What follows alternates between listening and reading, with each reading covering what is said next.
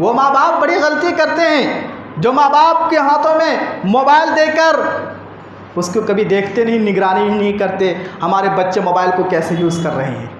जिसका नतीजा क्या होता है, माँ बाप ये समझते हैं मेरा बेटा कमरे में अकेला सो रहा है, मेरी बच्ची कमरे में अकेली सो रही है। लेकिन नहीं, हरगिज़ नहीं। रात भर चैटिंग होती है, रात पर फ़ोन पर गुफ्तगू होती है, रात पर गंदी फिल्में देखी जाती है। और नतीजा क्या होता है?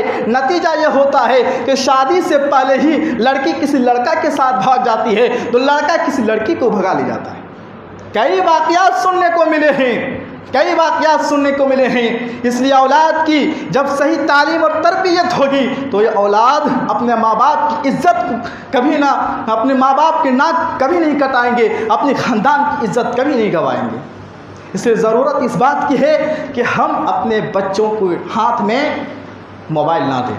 अगर देते हैं तो निगरानी कीजिए, कहाँ यूज़ कर रहा है, कैसे यूज़ कर रहे हैं, देखभाल कीजिए। नहीं तो वो दिन दूर नहीं कि बच्चे घर से भाग जाएंगे और फिर पूरे समाज और पूरे माशरे में आपकी बदनामी होगी कि कैसी औलाद है, कैसी तरबियत दी है। इसलिए मेरे भाइयों, इसका ख़ास ख्याल रखिए।